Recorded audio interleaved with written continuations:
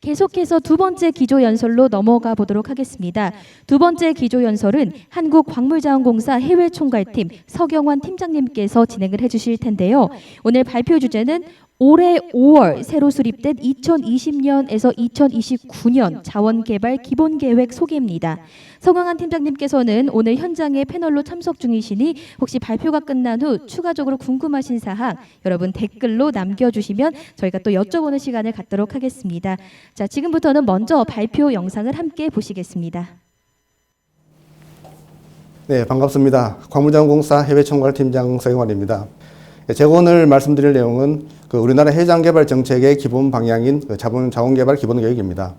지난 5월 확정된 이번 계획은 그동안 지속적으로 논의되어 왔던 해장개발 사업의 성과라든지 문제점들 그리고 향후 지속 필요성 등에 대한 논의들을 종합적으로 반영해서 향후 합리적인 자원개발에 필요한 주요 과제들을 발굴해서 제시를 하였습니다. 오늘은 이 기본계획 중에서 광물 분야 내용들을 중심으로 해서 요약해서 말씀드리도록 하겠습니다. 네, 오늘 말씀드릴 순서는 우선 자원개발 기본계획에 대한 간략한 소개를 먼저 드린 후 현재 자원시장을 둘러싼 글로벌 시장 환경 그리고 그동안의 해장개발 사업에 대한 평가를 한번 간단히 짚어보고 이후에 이번 기본계획의 정책 목표라든지 전략 그리고 주요 추진 과제들을 차례로 살펴보도록 하겠습니다. 먼저 자원개발 기본계획은 아시는 것처럼 국내 자원의 합리적 개발을 위해서 5년마다 수립되는 장기적이고 기본적인 정책 방향입니다.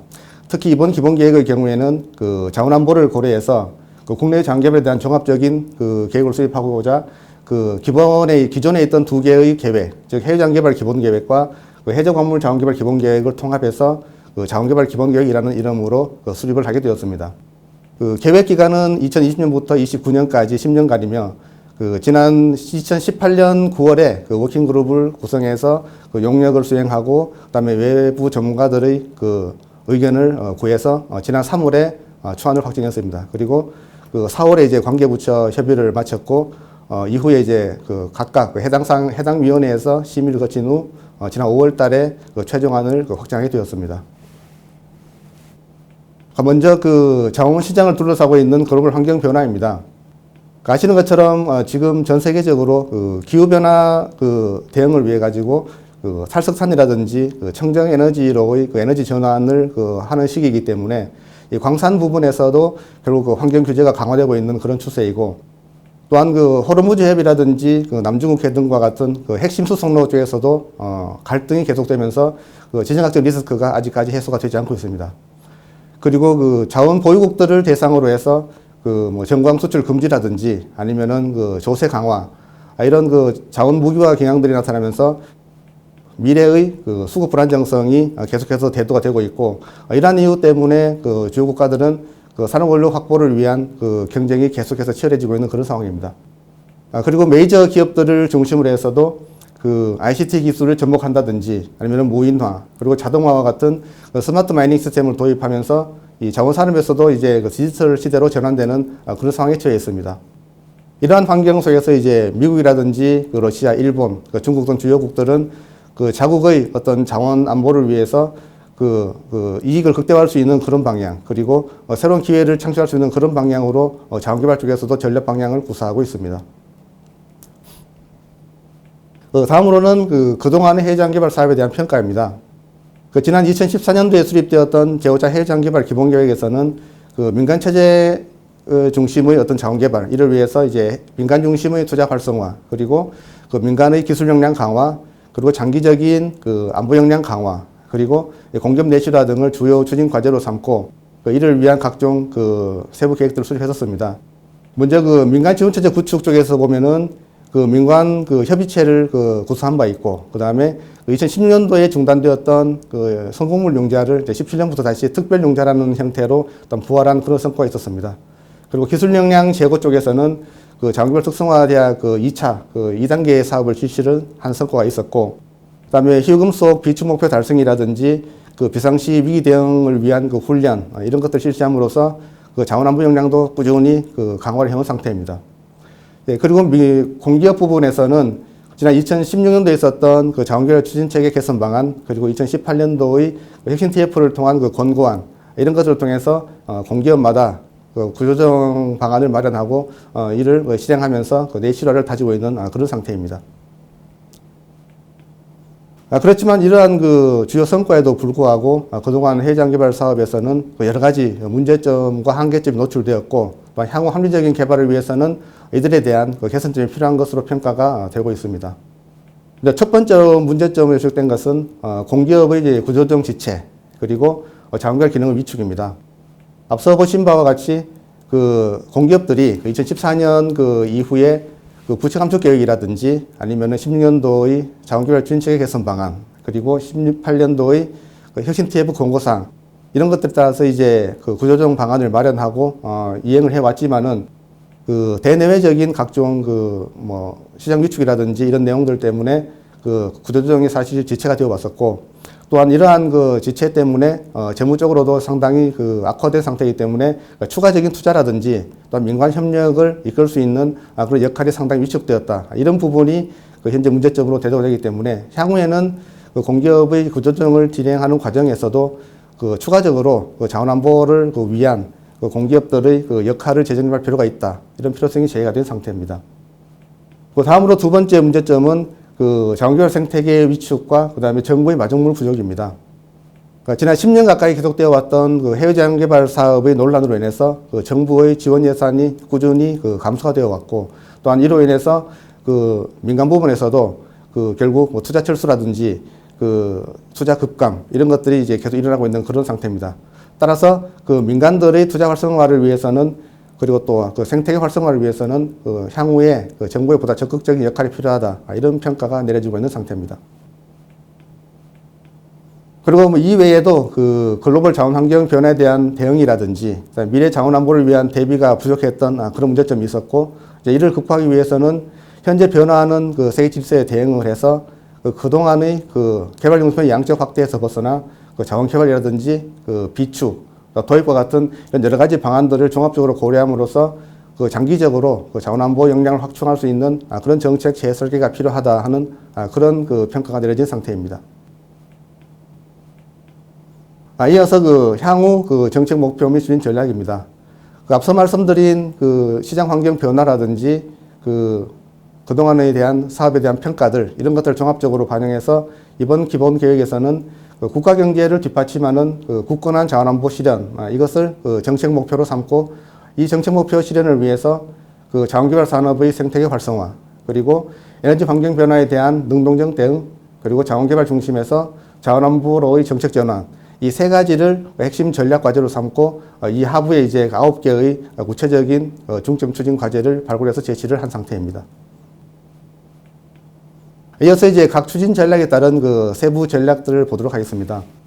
우선 첫 번째 전략 과제인 그 자원개발 산업의 생태계 활성화를 위해서는 먼저 그 공기업의 그 구조조정, 그리고 민간 부분의 투자 활력 제고, 그다음에 민간 협력을 통한 동반 성장, 이 세 가지를 중점 추진 과제를 제시를 한 상태입니다. 그 첫 번째로 공기업 구조조정의 차질 없는 이행을 위해서는 우선 그 공기업의 구조조정을 지속적으로 수행을 하되, 그 향후 보다 합리적 투자를 위해서 그 예비 타당성 조사라든지 그 대정부 사전 협의, 그리고 공기업의 자치 심사와 같은 그 3중 검증 시스템을 정착시키고, 또 향후에 그 자원개발 추진체계 개선을 통해서 공기업 역할을 재정립하는 것으로 그렇게 추진할 계획으로 있습니다. 이 공기업 추진 전략 그 추진체계 재설립을 정립을 위해서는 그 제2차 혁신 TF를 구성해서 운영하는 것으로 그렇게 제시를 했고, 지난 7월부터 지금 혁신 TF는 활동을 하고 있는 그런 상태입니다. 두 번째는 민간 투자 활력 제고를 위해서는 우선 그 민간 투자 활력에 필요한 그 각종 제도를 개선하는 방향으로 정부 정책이 현재 검토 중에 있습니다. 특별 융자 부분에서는 그 융자 지원 비율이라든지 그다음에 감면 비율, 이런 부분들을 상향 조정하는 방향으로 검토를 하고 있고, 또한 지원 대상도 확대하는 쪽으로 검토할 계획으로 했습니다. 그다음에 세제 지원의 경우에도 현재 일몰되어 있는 그 각종 그 조세 승례 부분, 이런 부분들의 그 필요성에 대해서도 추가적으로 검토할 계획으로 있습니다. 그다음 세 번째로 그 민관 협력을 통한 동반 성장 부분에서는 그 공기업이 이제 우선적으로 사업을 발굴하고 탐사한 후에 그 사업화 단계에서 그 민간이 그 개발에 참여하는 그런 모델을 추진하기로 했고, 또한 그동안 공기업들이 그 해외 투자를 통해서 확보했던 그 기술력이라든지 그 경험, 인력, 정보 이런 것들을 그 민간 기업에 적극적으로 공유하는 것으로 이렇게 그 정책 방향을 설정해 놓은 상태입니다. 다음 두 번째 전략 과제인 그 에너지 환경 변화에 대한 그 능동적 대응을 위해서는 우선 그 에너지 자원 지정학을 고려한 전략 지역 개발, 그리고 산업구조 개편에 대응한 원료 광물의 확보, 그다음에 그 대리스크 해칭을 위한 한반도 자원 개발 이 세 가지를 중점 추진 과제로 제시를 했습니다. 근데 첫 번째 그 전략 지역 개발을 위해서는 그 광종별 그 매장량이라든지 그 지역별 투자 여건, 그리고 국내 도입 가능성 이런 것들을 종합적으로 고려해서 그 중남미 지역과 그다음에 동남아 대양주 지역을 그 2대 그 중점 진출 전략 지역으로 선정을 하고, 그래서 이 중남 지역의 경우에는 그 동이라든지 리튬 같은 이런 핵심 광물들을 중점 확보하는 쪽으로, 그다음에 동남아라든지 대양주 지역에서는 동, 니켈, 리튬 등 이런 주요 광물들의 그 다양한 도입의 거점 지역으로 삼는 이런 방향으로 전략 방향을 설정한 상태입니다. 다음 산업구조 개편에 대응한 원료광물 확보에서는 우선 미래 산업에 필요한 그 핵심 광종을 우선적으로 선정한 후에 이들 핵심 광종을 자원 개발이라든지 그 비축, 그다음에 구매 등의 방식으로 안정적 확보하는 방안을 마련하기로 했습니다. 그리고 또한 안정적인 자원 확보를 위해서 그 자원 리사이클링이라든지 그 소재 부품 산업과 연계한 그 R&D 사업의 추진 이런 것들을 하나의 그 세부 추진 과제로 삼았습니다. 다음 세 번째로 그 한반도 자원 개발을 위해서는 그 우선 그 기존에 투자되어 있던 그 정촌 흑연광산 같은 그 기투자 사업들에 대한 재개발 준비, 그다음 그 유망 그 광산에 대한 남북한 공동 발굴, 그리고 그 남북 자원 개발을 대비한 그 공통 기준, 그다음에 법 제도 개선 등을 그 남북 공동으로 연구하는 방향을 검토하기로 했습니다. 그다음 세 번째 전략 과제인 그 자원 개발 중심에서 자원안보 중심으로의 그 정책 전환을 위해서는 그 한국형 자원안보 점검 시스템을 구축한다든지 자원안보를 위한 개발 도입 비축 전략의 수립, 그리고 자원안보 인프라 확충을 핵심 그 추진 과제로 설정을 했습니다. 우선 그 한국형 자원안보 점검 시스템 구축을 위해서는 그 기존의 그 개발 중심 양적 확대에서 벗어나서 그 뭐 위기 노출도라든지 그 위기 대응 능력을 종합적으로 검토해서 자원 개발 그리고 도입 비축을 종합하는 그 국가 자원안보 점검 체계를 마련하기로 했고, 이에 따라서 기존의 자원 개발의 경우에는 그 자원안보를 달성하기 위한 하나의 수단으로 재설계하는 쪽으로 방향을 잡았습니다. 그리고 자원안보를 위한 개발 도입 비축 전략 부분에서는 그 개발의 경우에는 앞서 말씀드렸던 그 전략 지역에 대한 중점 개발, 그리고 도입의 경우에는 그 수입선의 다변화, 그리고 비축의 경우에는 신산업 원료에 대해서는 그 비축을 확대하는 방향으로 정책 방향을 설정한 상태입니다. 그리고 세 번째로 그 자원안보 인프라 확충 쪽에서는 그 향후 그 광산 개발의 그 핵심 이슈가 될 수 있는 그 신부 광채라든지 그 저품위 광에 대한 개발, 그리고 ICT와의 융합 이런 부분들에 대해서 전략적으로 기술 개발을 추진하는 쪽으로 잡았고, 그다음에 그 어떤 인프라 확충 쪽에서 필요한 그 자원개발 부분의 서비스 산업, 그리고 그 현장에 필요한 그 인재 양성 이런 부분들도 그 인프라 확충을 위해서 추가적으로 추진하기로 했습니다. 그 지금까지 말씀드린 부분들이 그 이번 기본계획에 포함되어 있는 그 광물 분야의 그 핵심 내용들이고, 여기 제시된 내용들은 그 말씀드린 대로 그 자원 개발에 대한 전반적인 그 기본 방향이기 때문에 그 추가적인 어떤 활동들, 그 산업부를 중심으로 해서 관련 기관들의 그 연구를 통해서 보다 구체적인 세부 방안은 필요한 상태입니다. 그래서 공사의 경우에도 그 정부가 제시해 놓은 이런 기본 방향에 따라서 공사 해장 개발 기본 계획을 통해서 그 세부 지원 방안이라든지 그 활성화를 위한 보다 구체적인 방안을 제시할 계획으로 있습니다. 현재 그 자원개발 기본계획의 경우에는 그 산업 홈페이지를 통해서 확인을 할 수가 있는데요. 그래서 관심 있으신 분들은 그 산업 홈페이지로 들어가셔서 그 정책 홍보, 그 정책 정보 쪽에 그 메뉴 가시면은 그 에너지 자원 카테고리가 있습니다. 그래서 그쪽으로 가시면은 그 자원개발 기본계획의 원문을 확인할 수가 있고, 이 부분을 통해서 보다 구체적이고 세부적인 기본계획 내용들을 확인할 수가 있습니다. 지금까지 그 자원개발 기본계획에 대한 그 간략한 내용들을 소개해 드렸습니다. 혹시 그 보다 궁금한 내용도 있으시면은 그 말씀드린 그 세부 내용이라든지 저희 공사 쪽으로 문의해 주시면은 성실히 그 답변해 드리도록 하겠습니다. 예, 감사합니다. 네, 서경환 팀장님 발표 잘 들었고요. 저희가 현장에 모셨습니다. 안녕하세요, 팀장님. 네, 반갑습니다. 발표 정말 유익한 발표 잘 들었고요. 오늘 발표해 주신 자원개발 기본 계획은 또 국내외 자원의 합리적인 개발을 위해서 5년마다 수립하는 10년 단위의 종합 계획입니다. 올해부터 해외 자원 개발 기본 계획 그리고 해저 광물 자원 개발 기본 계획이 통합되었다는 말씀해 주셨고요. 그리고 이렇게 정말 방대한 내용을 15분 안에 전해 주시느라고 고생 정말 많으셨습니다. 여러분 혹시 더 궁금하신 사항은 팀장님께서 말씀하신 것처럼 산업통상자원부 홈페이지에서 확인하실 수 있으니까요. 확인해 주시면 되겠고요. 사실 저희가 이 자리에 모신 이유는 또 질문 몇 가지를 조금 드리기 위해서입니다. 자, 먼저 첫 번째 질문입니다. 해외 자원 개발 정책에 대해 민간 기업이 가장 관심을 갖고 있는 부분은 융자와 같은 실질적인 지원, 확대 그리고 공기업의 투자 참여 여부가 아닌가 싶은데요. 사실 이번 기본 계획에서는 그런 부분이 조금 명확하지는 않은 것 같다는 생각이 듭니다. 네네. 설명 조금 더 해주실 수 있으실까요? 네. 그 해장 개발 사업의 지속 필요성이라든지 그 공기업들의 뭐 역할 확대 이런 부분들은 그 정부에서도 충분히 공감을 하고 있는 부분들이기 때문에 현재 정부에서도 이제 여러 방안들을 고민을 하고 있는데요. 그러니까 특히 그 민간 기업들이 관심이 많은 특별용자의 지원율이라든지 감면율의 그 상향 조정 그리고 조세 특례 이런 지원 제도들에 대해서는 그 예산이라는 그 문제가 이제 수반이 되기 때문에 이런 부분들을 이제 산업부에서 속단적으로 하기는 힘들긴 그런 상황이라서 그 기재부 등 그 관계부처와의 그 협의를 통해서 긍정적인 방향으로 결론을 짓겠다. 이게 산업부 입장이고 아마 조만간 그 기업들이 원하는 그런 방향으로 유익한 결론을 낼 것으로 기대하고 있고요.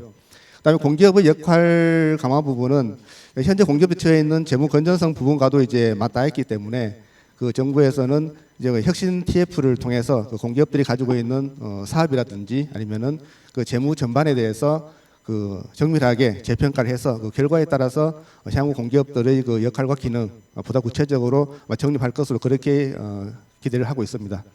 네, 답변은 감사드립니다. 사실 한 가지 질문이 더 있습니다. 민간 협력을 통한 동반 성장의 일환으로 선 공공 탐사 후 민간 개발을 좀 추진하시겠다고 말씀 주셨는데요. 네. 조금 더 구체적으로 어떤 형태의 모델인지 설명을 조금 부탁드리겠습니다.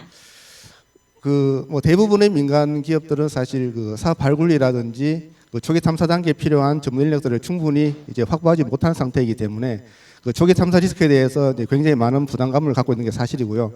이런 것들을 이제 해소하기 위해서 이 모델이 도입됐는데 이 모델은 그런 민간 기업들의 그 초기 탐사 부담 이것을 덜어줌으로써 보다 이제 적극적이고 그 합리적으로 그 투자 참여를 결정할 수 있도록 하기 위한 그런 모델입니다. 이와 관련해서 저희 공사에서는 그동안 꾸준히 그 고민을 해 왔었고 올해부터 이제 도입을 한 것이 그 공사가 먼저 그 초기 단계 탐사 사업을 발굴한 다음에 그 일정 수준까지 탐사를 그 실시한 후에 그 사업성이 어느 정도 확인이 되면은 그 사업화 단계에서 민간 기업에게 참여 기회를 제공하는 이런 형태의 그 인큐베이팅 탐사 사업을 도입을 했고요.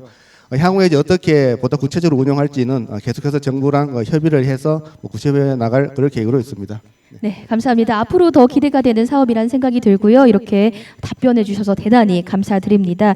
네, 지금까지 두 분의 기조 연설을 함께 하셨습니다. 기조 연설로 수고해 주신 SP 글로벌 마켓 인텔리전스의 패트릭 램님 그리고 한국광물자원공사 해외총괄팀 서경환 팀장님 함께 해주셨습니다. 다시 한번 감사드립니다.